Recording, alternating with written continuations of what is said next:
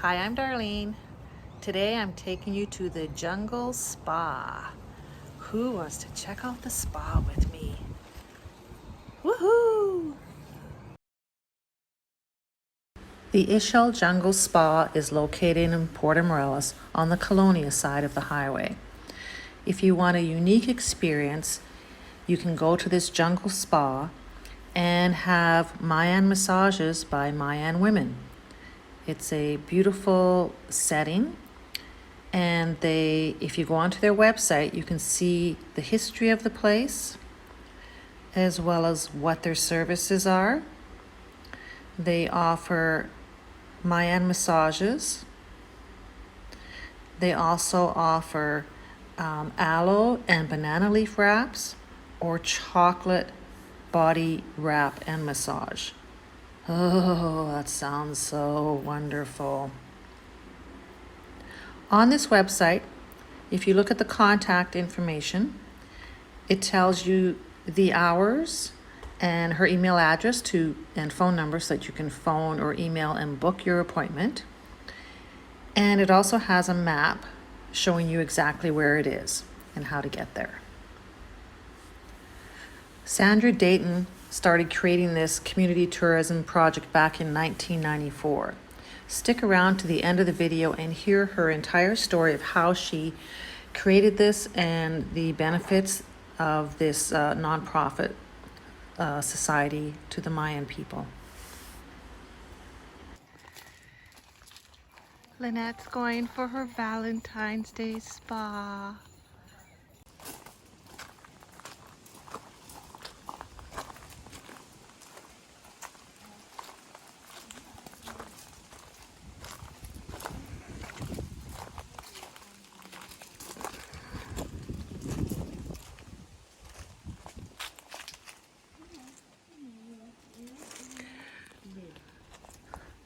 So Lynn is going to have a 1-hour body massage and a half-hour chocolate wrap.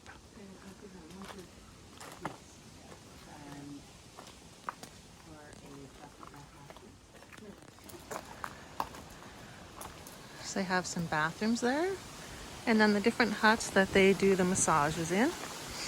So I'm just gonna follow along and record some of it, but not all of it. I want to give Lynette her privacy so she can relax and enjoy this as well.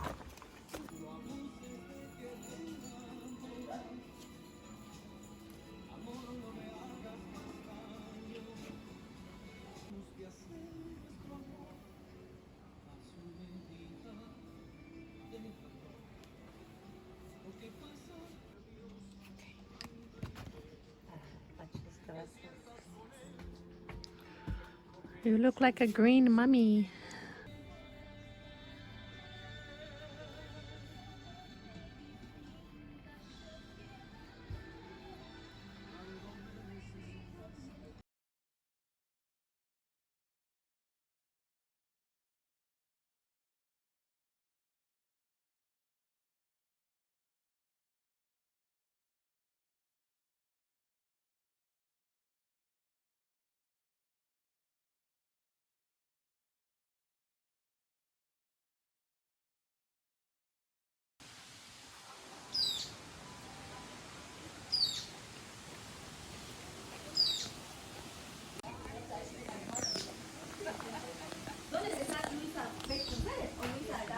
This is their kitchen. From December through April, they host the Sunday Jungle Market from 10 a.m. to 1 p.m. You can come and enjoy a delicious Mayan breakfast made by the Mayan women. The market offers a unique assortment of handmade crafts like pottery, lotions and potions and insect repellent and oils to make your skin feel fabulous, beadwork and jewelry, honey. You'll find the most amazing, adorable, hand-embroidered little girl dresses, as well as dresses for adults. If you're enjoying this, give us a thumbs up and subscribe to our channel. Now here's Sandra with the history on this jungle spa. Puppy. I'm originally from Toledo, Ohio. My dad's side of the family lived in Texas, and we'd go down and visit them in the wintertime. And my favorite aunt would love to take us shopping in the markets in Mexico. So we went, and the indigenous people saw me and I had white hair, and they all wanted to touch my hair. I found out the real reason. It reminds them of the corn silk on an ear of corn. And that was their food staple. That's how they survived. So they made me their little princess. They gave me free homemade ice cream, free candied fruit, piñatas, a beautiful Mexican skirt with birds all over it, and a peasant blouse, which I did not take off.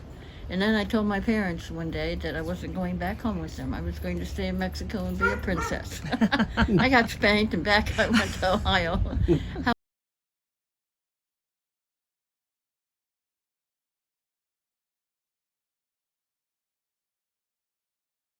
I started thinking, and I believe in God.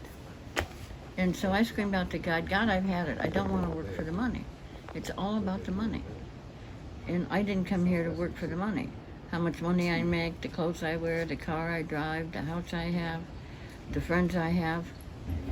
I came here to be the best I could be and help others. And so I screamed out the magic words to him. I closed my fist and I screamed out, take me, I'm yours. And that's why I'm here today. So I made friends with the Mayan women, and I found out they had it pretty hard. They moved from their towns and villages with their husbands, and their husbands were building hotels, and they were doing a lot of labor, but they started drinking a lot and drank all the money they made, and they had very little money, and the women were not allowed to work. So I decided they're going to work. I'm going to help them work. And so we started food stands in Pueblo, and then I found out they could all hand embroidery, and they told me the history and culture of hand embroidery, and I thought, boy, that's going to be a business. We're going to do it. So I screamed out to God, I need sewing machines. Well, guess what? He got me over 50 sewing machines. Back then, I put faxes out because we didn't have internet. Yeah. I put faxes out, and I let everybody know we needed donations. So we got the sewing machines, and they weren't expensive back then, the Singer sewing machines. And you should have seen the women when I brought a sewing machine to them. Oh, they never dreamed they'd own a sewing machine. And I showed them all how to sew and cut patterns and how to make things people would buy. And we opened a Sunday market in town, and that was successful, and I got a lot of other women participating. And then the women wanted to have another day of some kind of market. And so we went to the political men, and the political men said, they're making too much money, and we're not making any money from them. We got to do something about this. So that ticked me off, and I thought, I got to get a piece of land and make sure it belongs to me, and nobody can do this, and we can have our own market.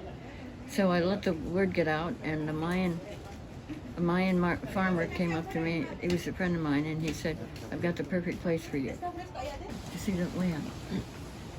Well, all I can tell everybody is, if you think this road's bad now, you're a bunch of sissies, because we didn't have a road. I had to come with a man whacking a path with a machete. And that was scary, and I kept thinking, what am I doing out here? This is all jungle. I don't need a piece of land out here. This is crazy. And then he starts telling me I need a hectare, which is 2.2 acres. I go, yeah, right. That's what I need. And it's expensive. I can't do it. So finally, I said, okay, how much is it? Well, when he told me I about fell over, it was really, really cheap. And I knew tourism was going to grow and come out here and go down to Playa, and I thought I'd better get it. So I told my husband. My husband is an American spoiled husband. And he says, I won't be able to watch my football games, my Ohio State Buckeye football games, and all my sports games, because I won't have my satellite. What am I going to do? So it took me years to put all this together, to get him out here. And I had to get the wells and the electricity and the land cleared and that. So that was in 1998. In 2004, we started building this palapa. And they asked me how big I wanted, and I said, I don't know. Build the biggest one you can be. You know how they decided? They cut the longest, tallest tree trunk they could find, and that's holding up the ceiling, and that's how they decided to do it. And so then I thought, we really need a kitchen if we're going to start the market. We need a kitchen. how are we going to get a kitchen? And I asked around how much it would build, and I don't have it. So I screamed out to God, I need a kitchen. So guess what? There was a great big conference in Cancun of women and nonprofit organizations joining together from all over the world, and they were coming to help the indigenous people. So some of them came out here and they saw my work, loved what I was doing, and asked me if I needed anything. And I said, yeah, I need a kitchen. So they got the kitchen for me. Wow. So in 2005, we were able to open our market, and it was a success. Same thing would always happen. The women would arrive with their husbands. And the women were excited. They couldn't wait to come and shop. And the men, you could see their faces looking and going, all the women are going to do is shop and spend money and gossip and talk with their friends. And what are we going to do? So guess what I had for them? I had, I had love potion. Wow. And so when they came in, I put love potion on all of them. And they'd all said the same thing. Does it work? But you know how we got them? I took them to our food court. We got to the food court, and we would, I'd introduce them to the women, and they'd have tamales and chili rellenos and tacos and enchiladas. The men went crazy, and homemade flan, and they were happy because they were eating good food. And then we started dancing, and the women needed their dresses for their Mayan dresses to dance, and that was expensive, so I went to the mayor of Cancun and had a meeting with him and asked him for money for the dresses. And he says, are you crazy? Don't you think I've got a million other problems besides getting dresses for women to dance?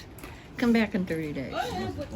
So I didn't go back in 30 days. I went every day and bugged him. He finally sent his wife out here, and she saw what we were doing, and she brought the money for the dresses. So she was dressing. And so then because I kept asking God, what are we going to do? How are we going to get the gringos to dance? And he kept sending a message to me, and I went, yeah, no, oh, okay. So I got on the microphone, and I said, okay, we're going to do a cultural dance with you gringos. And the men are going to dance. And the men are, we're not going to dance. I said, oh, yes, you are. God told me you're going to dance, so you're going to dance. Mm-hmm. And so we pulled them up and made a circle. And guess what dance it was? The chicken dance! And they just had a ball. They had a ball. They had so much fun. They became famous. The women were taking videos and sending them all over the world. So we needed one more way to make money, and I kept thinking, what could we do? And I remembered I go to the villages, and there were no hospitals, clinics, or doctors. So I thought, how did they survive? What did they do? I don't understand. So I asked them, and they looked at me and they said, Doña Sandra, we have our healers. We have our sorbaderos, our medicinal plant experts, our bone specialists, our body specialists. We have everything we need, and it's been passed down from generation to generation. It's been passed down from generation to generation, the wisdom and the knowledge. And I went, yeah, sure, you didn't go to school. How would you learn about the body? And the curanderos took me in the jungle and showed me all the herbs and the plants and the leaves and all the medicinal use it had. And I was shocked. I had no idea. Mm-hmm. And so I asked them how they knew, and they look at me and they go, Doña Sandra, we've known for thousands of years. It's been passed down from generation to generation. And I'm going, wow. So I looked on internet, and the scientific study had the same thing.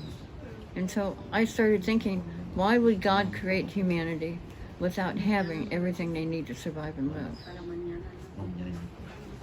They have it all. Well, I just started thinking, they know what they're doing, we should open a healing place. And so I was the guinea pig, and I got the first massage. And what I realized when I was with the people is, we start when we're young abusing our bodies. We do sports and hobbies, and we have accidents. We do a lot of crazy things. And then we become an adult. Now, as an adult, it gets much worse because we have to work, we have to make money, we have to support our families. So you do whatever you have to do with your bodies. Sit down all day, stand up all day, use your body all day, lifting and whatever. But everybody abuses their body. And you do this for years. And guess what? Everybody will eventually pay for what they've done. And they say, I wish I would have taken better care of myself. I can't get a new body. I can't trade it in. Now I'm stuck with everything I've done to it. You finally realize when it's too late, your body is priceless. You can't buy a new body. It's the only thing in the world you can't buy is a new body, and you can't buy it. And there you are. So, what we've created here is a tune-up center for human bodies. And we created it through God. And so really, God is sending you all. You're not here by accident, and He wants you to straighten your body out and get it tuned up. And it's just amazing. And people come from all over the world. Yeah. And everybody says the same thing when they come out. You're right, it did hurt, but oh, I feel so much better. I got to come back for more. So it works. So they're going to get into you, and it may hurt, so suck it up, Buttercup. Yeah. And let them work on it, because Yeah. you'll find out they find everything. So Marty and I did go on a different day and we both had massages. It's a mixture between heaven and hell.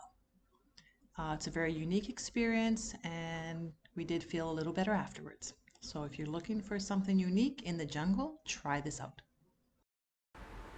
Mucho gracias.